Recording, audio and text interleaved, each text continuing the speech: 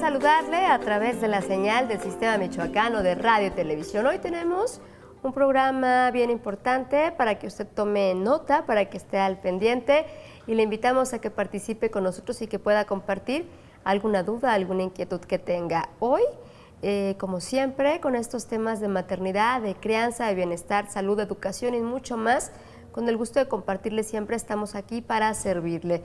Me da mucho gusto recibir nuevamente, le invitamos porque nos quedó mucho en el tintero y además hubo mucha gente interesada en conocer, bueno, pues cómo es el bicipupitre. Seguiremos hablando de las alternativas que hay para trabajar con los trastornos como el de déficit de atención y de hiperactividad y mucho más. Muchos padres, bueno, pues hemos tenido este contacto con este tipo de padecimientos o trastornos, y entonces es momento de actuar a través de alternativas sanas que podemos tener a la mano, que son económicas y que de verdad nos pueden servir mucho. Sin más preámbulo, presento con mucho gusto a Armando Hernández, psicólogo, que hoy viene a compartirnos más de este tema y que ya nos los trae en vivo para que podamos platicar con nuestra gente. ¿Cómo está?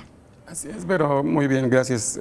Buenos días. Gusto de estar aquí nuevamente y de estar con el auditorio para presentar efectivamente ya en vivo el aparato. Claro, el gusto es nuestro, porque como decía, se quedaron muchas dudas.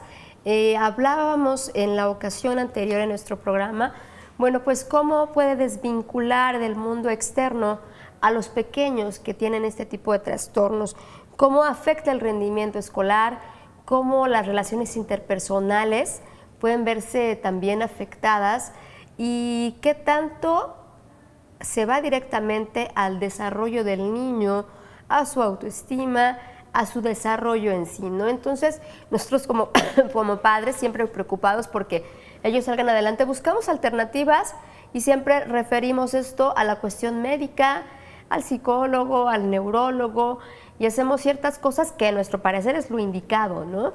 Y además también sucede que el recurso es el medicar a nuestros pequeños. Con esto le explicaremos más adelante cómo funciona y cómo ha sido un logro que desde Estados Unidos y Canadá, en donde se da este boom, lo podemos tener aquí en México, con el cerebro y las manos de mexicanos, de michoacanos, y que se ha fabricado con varios modelos hasta llegar al adecuado. Ojalá que se quede con nosotros, como les decíamos, para que lo vea cómo funciona, cómo trabaja y de verdad cómo ha llegado a las familias. Tendremos algunos testimonios importantes. Platicábamos esto, cómo afecta el entorno del niño que tiene ese tipo de trastornos, Armando. Sí, efectivamente, el niño que padece de este trastorno o de muchos otros trastornos indicados dentro del rubro de educación especial, en primer lugar suele ser discriminado. Muchas veces esta discriminación nos lleva a otros trastornos. Hay una comorbilidad con el TDAH, no por el TDAH en sí, sino por el entorno social. Decíamos en el programa pasado cómo ha ido evolucionando históricamente la atención a la niñez, la atención a la educación especial. Y entonces, bueno, resulta que el niño, una vez que el maestro a veces lo etiqueta, o bien el resto de los compañeros y el entorno social en sí se da cuenta de que hay una situación diferente con un niño, empieza a repercutir en problemas de autoestima, en problemas de que, bueno, si de por sí me rechazan, pues entonces voy a incrementar mi, digo, no lo piensa así, pero es lo que sucede, de ¿no? manera inconsciente. Inconscientemente así es, pues incrementa su actividad disruptiva, ¿no? Se empeora el problema.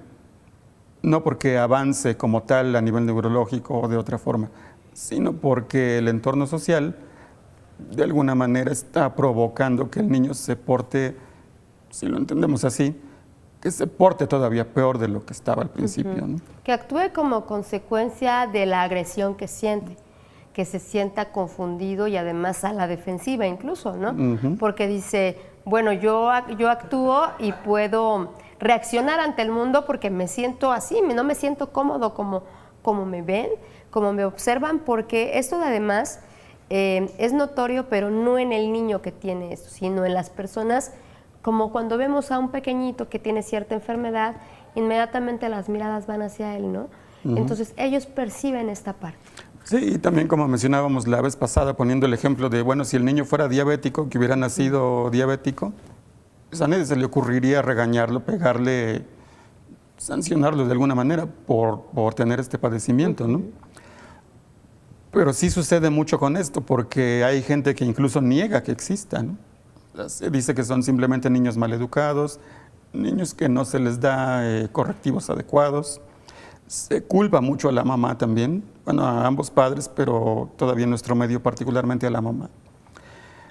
Se critica su estilo de crianza, se hace todo tipo de observaciones, pero no se va al origen del problema, no se entiende que hay un problema y que evidentemente no es culpa ni elección del niño, ¿no? Según los estudiosos, ¿cuál se ha encontrado?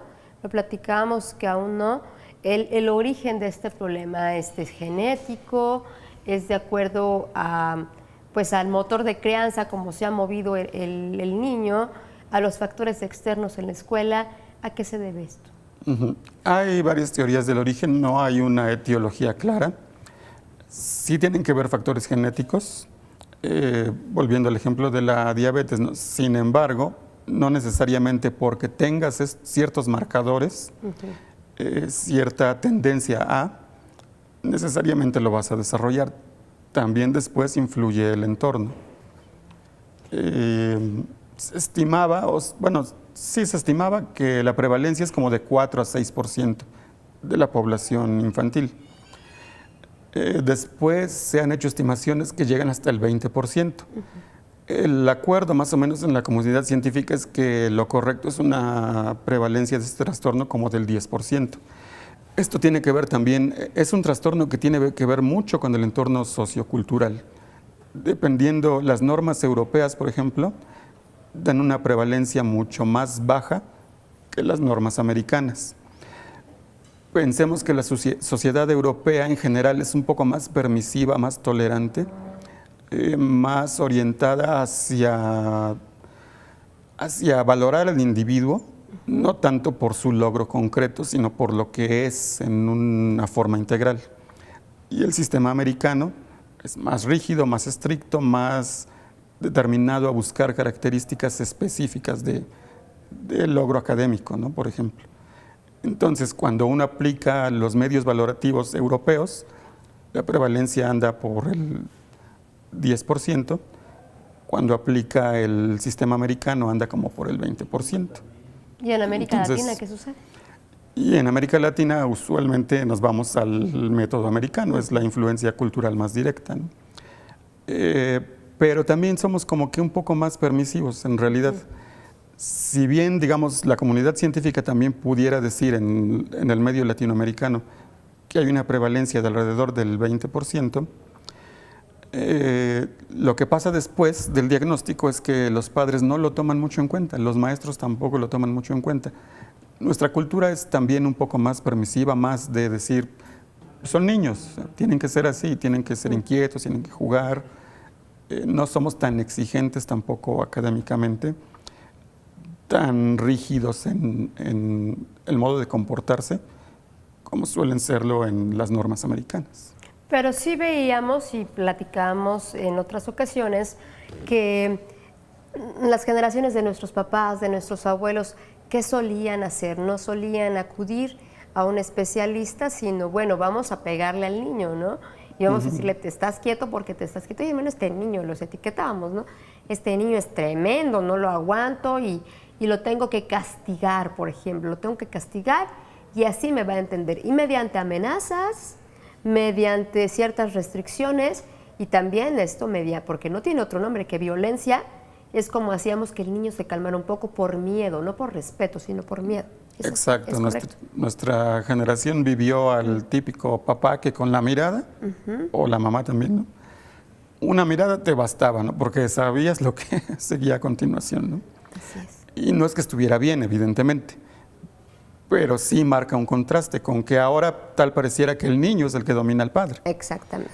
Entonces sí ha sido un problema también. Pues vamos a hablar de las características del trastorno de déficit de atención. Cuando a usted le refieren en el colegio, en la escuela, que algo está sucediendo, bueno, pues qué bien que nosotros como padres de familia estemos informados y estemos preparados para que, bueno, no nos vengan con situaciones, ¿no? Que sepamos que realmente y qué hacer, cómo canalizar y cómo referir a nuestros pequeños en estos casos. Una pausa y regresamos con más. Gracias por estar aquí con nosotros en Mamás en Sintonía.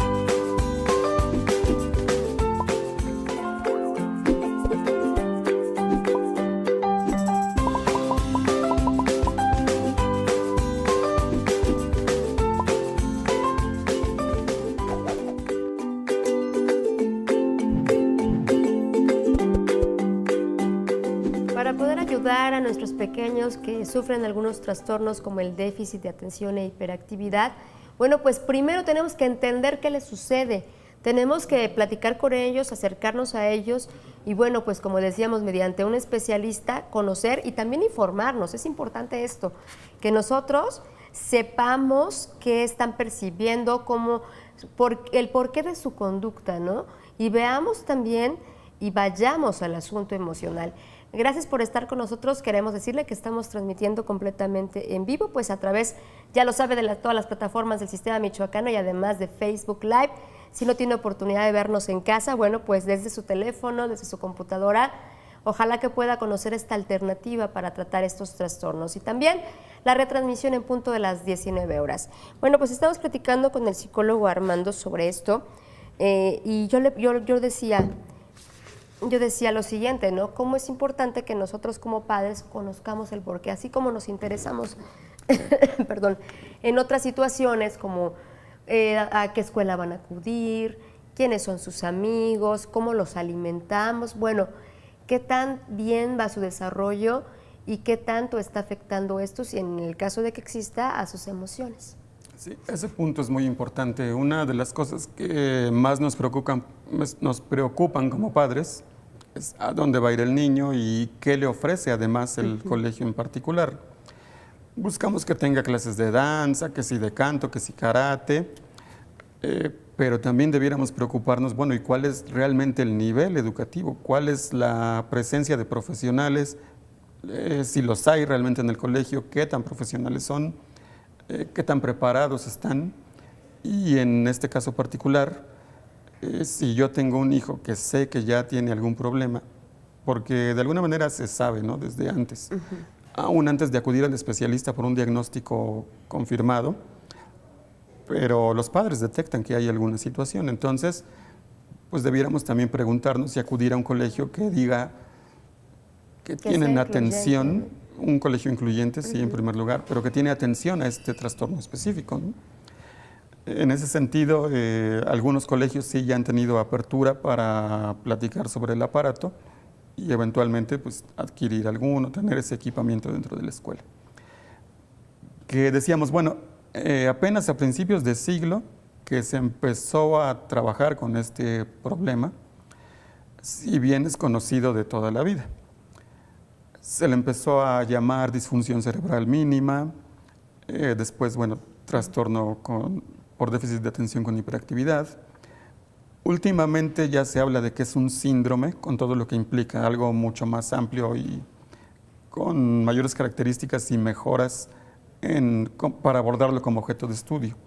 Se habla ahora ya no de TDAH, que son las siglas de trastorno por déficit de atención con hiperactividad.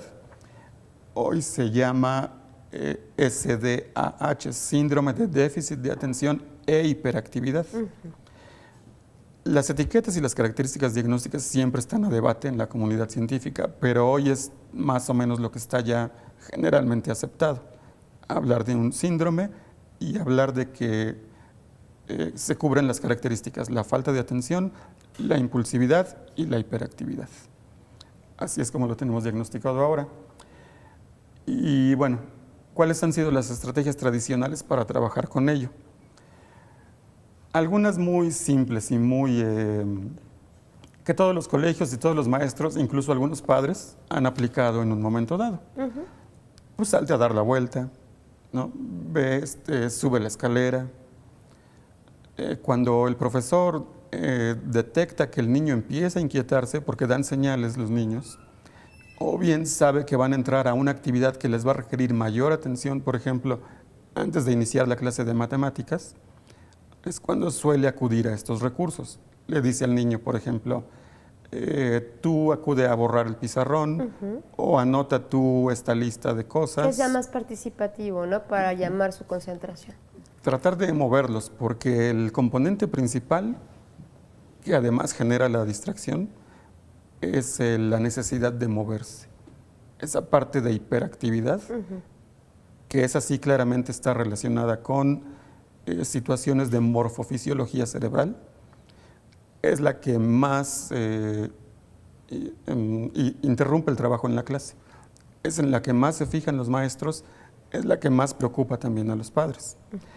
Y es por la que se medica con mayor frecuencia también. Esto también nos lleva a una reflexión curiosa. Normalmente se decía que afecta más a los hombres que a las mujeres.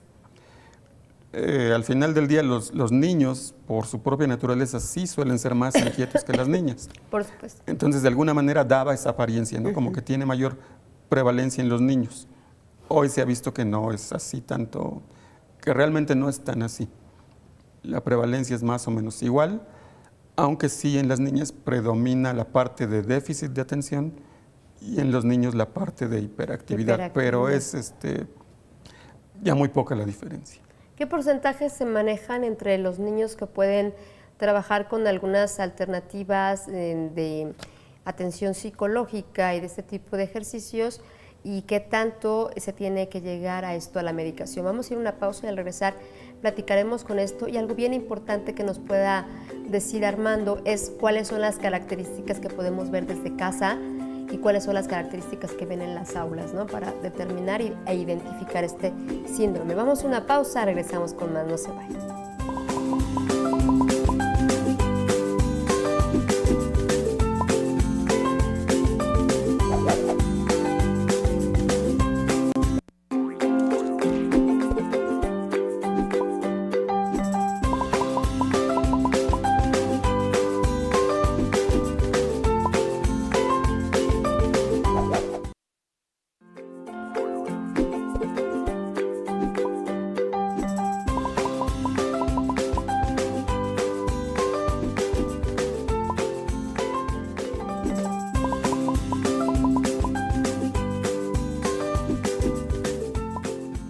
Regresamos con más, transmitiendo en vivo para usted. Recuerde que tenemos nuestra retransmisión en punto de las 19 horas, que este programa también más adelante lo podrá consultar en YouTube y que ahora pues está en Facebook, en el Sistema Michoacano de Radio y Televisión, en Mamás en Sintonía y también, bueno, pues de forma particular en Vero Serrano. Gracias de verdad por esta respuesta que tiene con el programa. Y bueno, pues antes de la pausa preguntábamos al psicólogo Armando sobre esta prevalencia, ¿no? ¿Qué tanto acudimos a estas estrategias a través de la atención personalizada en casa, el trabajo que ya lo platicaremos más adelante podemos hacer con nuestros hijos, sirviéndoles como una guía de acompañamiento, de apoyo, también en conjunto con la escuela, y qué tanto hay todavía esto que es la alternativa de llegar al punto médico, ¿no? A decir, bueno, pues aquí están tus pastillitas y con esto te controlo, ¿verdad? Que también hay ciertos, ya lo hablábamos, ciertos grados en donde se requiere. Sí, así es. Entonces, decíamos, hay estrategias que emplea el maestro, pero muchas veces antes de eso, o cuando ya le son insuficientes, es cuando se manda a llamar al papá y normalmente se le dice, tiene que ir al psicólogo, si no, ya no lo vamos a recibir. Nos canalizan al psicólogo y hacemos algunas pruebas, valoramos de diferentes modos y siempre es importante remitir también al psiquiatra. Y el psiquiatra en un momento dado podrá determinar qué dosis y qué medicamento le va a dar. Hay dos principales, ¿no? Pero vamos, no quisiera decir marcas. Más bien las sustancias activas que se utilizan. Una que se llama pomelina y el metilfenidato. Son sustancias seguras, no son adictivas. También hay que trabajar mucho con los padres en el sentido de decirles, como todo medicamento, pues sí va a tener algunas consecuencias, ¿no? Toda sustancia ajena al cuerpo siempre va a tener algún efecto secundario. Pero siempre hay que evaluar el costo-beneficio.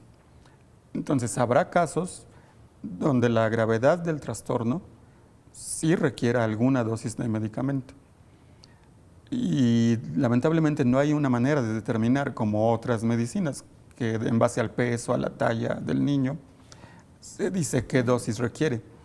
Aquí es mucho de prueba y error, de estar pues durante un buen tiempo, meses, ¿no? Tratando de ver con qué dosis es funcional el niño. Porque llega un momento en que el niño está totalmente embotado, ¿no? Y entonces eso tampoco nos sirve. Claro. Pero hay otras donde no se logra controlar suficientemente la hiperactividad y se sigue distrayendo. En ese punto es donde principalmente nosotros, como HIA Soluciones en Psicología, tratamos de intervenir, y tratamos de intervenir con este aparato. Porque en ese límite entre medicación o no medicación, o un poco de medicación, apenas lo suficiente, y quizás un poco más de ella, es donde este aparato puede dar la pauta para que se elimine el medicamento o bien la dosis quede a un mínimo, apenas el mínimo necesario, ¿no? Esto evidentemente pues es muy importante porque nadie queremos ver a nuestro hijo medicado. Por supuesto, y además lo queremos tener consciente para que así vaya su evolución, ¿no? También. Así es, y por el costo económico que representa también, ¿no? Entonces, decíamos, las estrategias que usan los maestros. Sube la escalera, da la vuelta, escribe, repártele tú los materiales a los compañeros. O bien ya algo un poco más concreto que también utilizan en algunas escuelas. Al niño se le ponen en las piernas ligas de esas con las que se jugaba al resorte, y con eso está tratando de controlar su movimiento. O se pone una caja de arroz, ahí mete los pies el niño y también está moviendo los pies dentro de esa caja. Esas tienen diversas contraindicaciones. Contraindicaciones no tanto en el sentido de que tengan algún efecto, sino de cómo mantener en equilibrio la técnica. Porque la liga eventualmente se puede perder, se puede romper, se desgasta, se ensucia. La caja de arroz, hay niños que tienen trastornos de ansiedad también, es otra parte comórbida con el trastorno por déficit de atención con hiperactividad, y que entonces la caja de arroz o frijoles no les va a funcionar porque esas texturas también les van a generar ansiedad. Entonces estamos empeorando el problema o causando otro, ¿no? Por lo tanto, con este aparato estamos centrando todas las estrategias, lo de salte a dar la vuelta, lo de sube la escalera, lo de ponte la liga, mete los pies en el arroz, en un solo aparato que evita ser disruptivo con el resto de la clase y que logra el cometido de todas estas estrategias. Así es. Mantener la atención, permitiendo que el niño se pueda mover, pero digamos un movimiento sano, un movimiento no disruptivo con el resto de la clase y con su actividad y su atención. Estamos hablando de que la falta de concentración es una de las principales premisas de este síndrome. ¿Qué más pasa? ¿Qué más ocurre con los niños en su comportamiento, en su conducta, en la cual podemos poner especial atención? Pues tiene tres características: la impulsividad, la falta de atención y la hiperactividad. Esos tres son requisitos para poder decir que se padece del trastorno. Decíamos, tiene algunos comórbidos, y en general lo que los padres observan en casa, y es la primera señal de que algo está sucediendo. El niño que se distrae fácilmente con cualquier cosa, que tarda mucho en comer porque pues, se la pasa jugando, se la pasa pensando, se la pasa platicando, levantándose, haciendo cualquier otra cosa menos pues, estar concentrado en comer. El niño que siempre llega de la escuela, que ya perdió la regla, el lápiz, la goma, dentro de la propia casa igual, ¿dónde están mis sacapuntas y mis hojas? Y es una dispersión bastante notoria, más allá de la que pudiera esperarse normalmente en un niño. De hecho, ese es el criterio, ¿no? Algo que se aleje de la norma para la edad esperada y que aunado a los otros criterios de hiperactividad e impulsividad. Impulsividad es, por ejemplo, interrumpe para hablar, no espera su turno, no se forma para ciertas cosas. Es el niño que siempre quiere estar hasta adelante en la piñata, por ejemplo, ¿no? Y la hiperactividad pues es muy claro, ¿no? Un niño que pues no está quieto, o sea, simple y sencillamente no hay manera de tenerlo quieto en situaciones donde definitivamente no puede estar moviéndose. Por ejemplo, pensemos si lo llevan a misa, si lo llevan a una obra de teatro, ¿no? Evidentemente que si lo llevas a ver Hamlet 2 horas, no hay niño que lo aguante, ¿no? Claro. Pero estamos hablando de un niño que desde el primer momento no puede estar sentado, ¿no? Incluso si fuera una obra de su interés, alguna obra infantil. Muchas veces confundimos esas situaciones cuando nosotros mismos propiciamos, ¿no?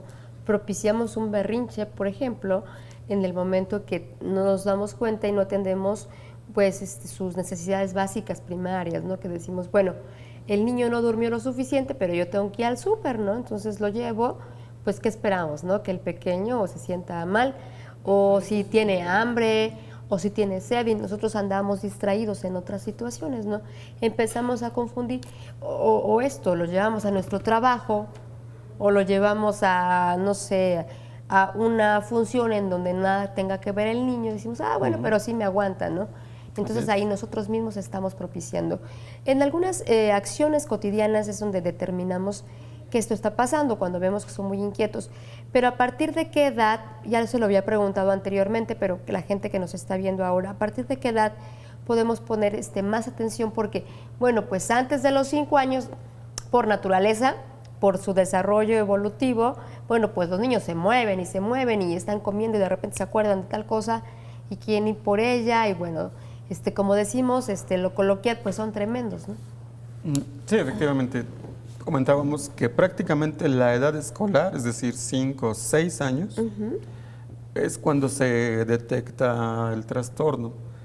¿Por qué? Porque en casa, mientras no está escolarizado el niño, se dan todas estas características, pero es difícil determinar que realmente están ya siendo un problema.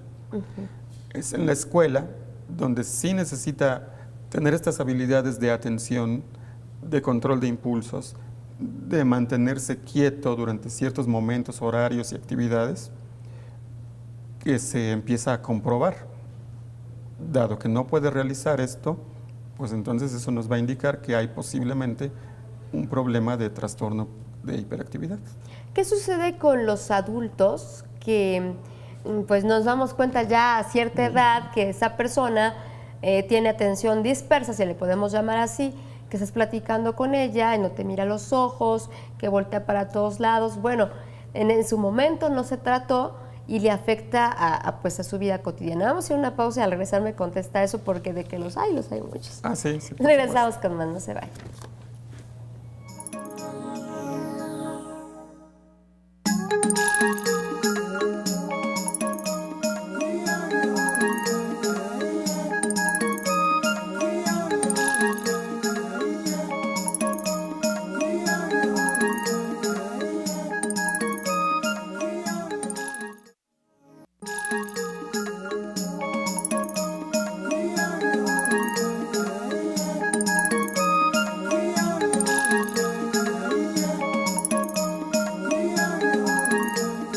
Regresamos con más a su programa Mamás en Sintonía. Nos da mucho gusto que pueda compartir este tema y mucho más con nosotros.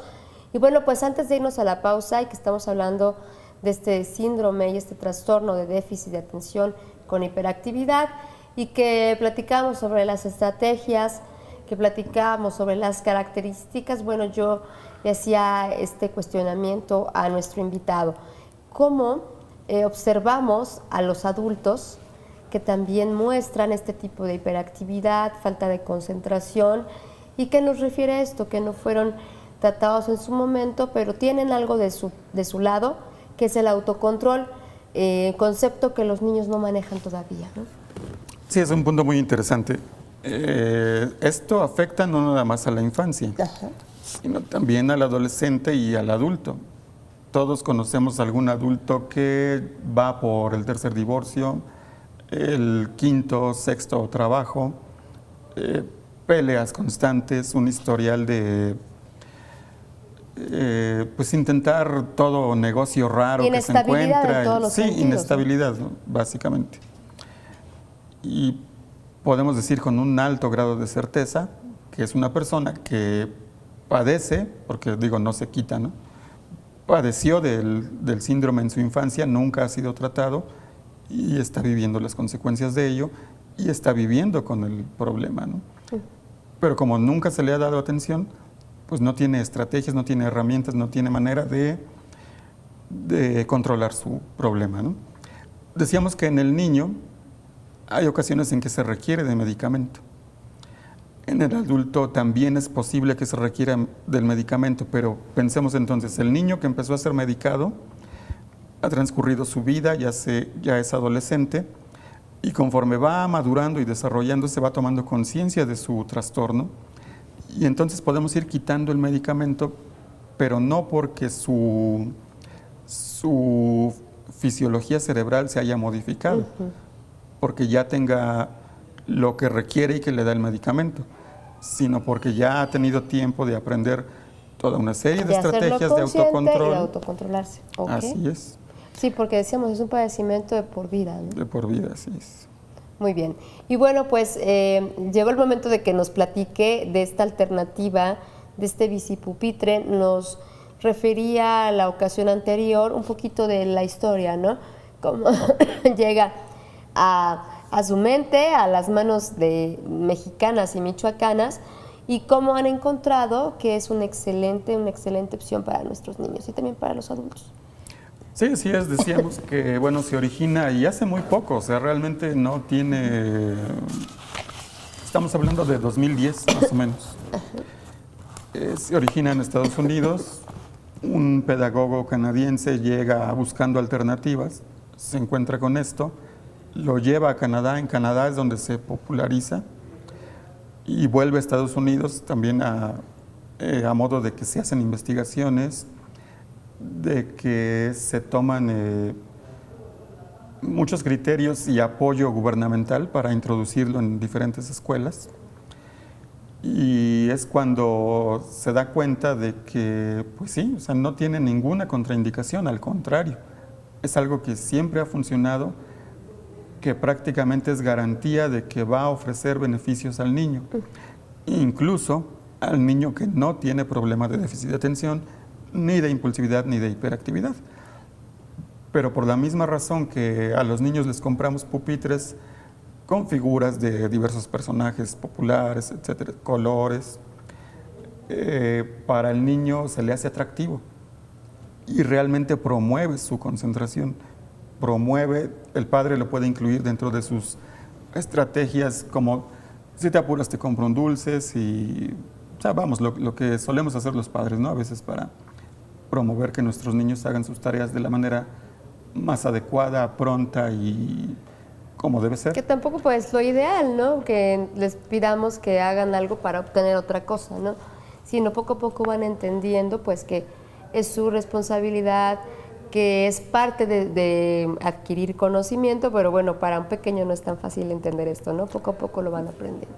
Pues hay una línea, digamos, entre lo que pudiera interpretarse como una especie de chantaje y la motivación, ¿no? O sea, son, me parece, cosas distintas. Y que nos cuesta trabajo en muchas ocasiones porque nos gana el corazón, ¿no? Exactamente.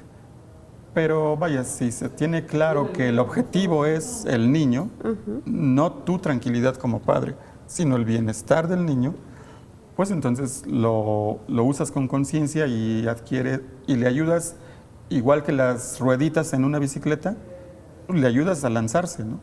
Evidentemente en algún momento se le tendrán que quitar. Por supuesto. ¿Qué hace el bicipupitre en el cerebro, en la actividad cerebral del niño para que logre concentrarse? Pues decíamos, las sustancias como la pomelina y el metilfenidato, precisamente lo que hacen son generar las endorfinas que genera el ejercicio. Entonces, si estamos haciendo que el niño se ejercite y a la vez le estamos dando la posibilidad de hacer ese movimiento, pero sin que se salga de su lugar, hacer un movimiento de una manera un poco inconsciente. Muchas veces nosotros mismos nos damos cuenta de que estamos en una tarea y estamos moviendo el pie, ¿no? Estamos balanceándonos de alguna forma. O platicando con alguien, ¿no? Y haciendo esto, ¿no? Sí, También sí. hasta como una muletilla, ¿no? Así es. Entonces, el niño cuando está en el pupitre mantiene su atención y a la vez su cerebro que le está pidiendo muévete, está obteniendo lo que necesitan. Es una manera de explicarlo, ¿no? Sin querer parecer cerebrista, ¿no? O sea, el cerebro y el cuerpo en sí es un todo, no hay que separarlos, pero digamos que a manera de explicación estamos diciéndole al cerebro, ok, entretente con esto, pero no dejes de darme la atención que necesito para la tarea. Decíamos que en consulta es un problema muy recurrente que los padres acudan y manifiesten, ¿no? Que algo está sucediendo, que les preocupa, porque como decíamos a un principio, afecta no solamente pues su rendimiento escolar, también, bueno, estamos hablando de esto, de la interacción con la sociedad y la autoestima. En muchos casos, pues, esto por supuesto lleva y conlleva a otras cosas.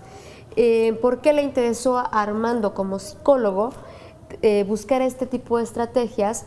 Sabemos que tiene una hija y que, bueno, pues como decimos, siempre queremos lo mejor para ellos, ¿no? Entonces, ¿por qué interesarse en que los niños tengan este tipo de cosas para sentirse mejor y para estar mejor? Sí, yo creo que uno como profesional siempre busca innovar su trabajo, realizarlo de la mejor manera. Entonces, trabajando con niños con diversas problemáticas del área especial, y particularmente esta del TDAH, quiero contar una anécdota quizás que ilustra de alguna manera cuál es la filosofía de la empresa HIA Soluciones en Psicología. Llega un niño por todos los especialistas, por todos los consultorios de Morelia, según me comentaban los padres, y pues nadie me dice, ¿no? Unos me dicen que es retrasado, otros que tiene síndrome de Down, diversos diagnósticos, ¿no? Y el hecho es que el niño pues, no avanza. Un niño que no hablaba, que no tenía realmente la preparación académica, ya tenía 5 años y ninguna de las habilidades correspondientes a la edad. En HIA finalmente lo diagnosticamos correctamente. Lo que tenía este niño es algo que se llama síndrome de X frágil. Habían pasado por alto una característica que en su momento para nosotros fue muy obvia, ¿no? Físicamente, los niños que tienen este padecimiento tienen una fisonomía característica. Bien, vamos a hacer una pausa y me va a decir cuál es esta característica, que es bien importante también que nosotros podamos observar, ¿no? Y a partir de ahí, pues saber qué hacer en este tipo de trastornos. Una pausa, regresamos con más.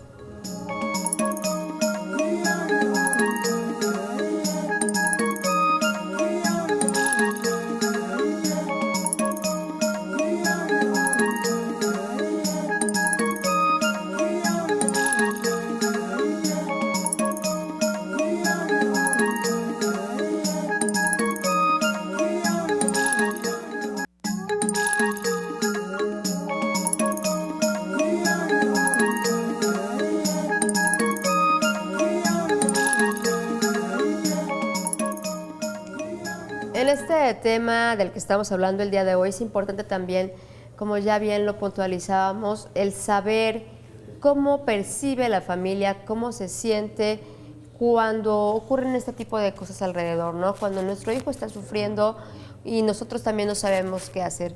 Afortunadamente hay alternativas, además pues de la medicación, del tratamiento psicológico como este que hoy estamos conociendo, el bicipupitre, y también es importante que las instituciones educativas digan, bueno, yo quiero ofrecer un plus, una educación integral, en donde no solamente canalice al niño y bueno, pues yo me retiro un poquito porque es responsabilidad del padre o de la madre llevar al pequeño a que lo atiendan psicológicamente, que le den su medicamento y yo aquí me dedico a enseñarle. Bueno, pues este llamado es justamente para las escuelas, para que, perdón, con algo tan sencillo puedan ayudarle en mucho a sus hijos, porque ya nos platicará Armando de varios testimonios.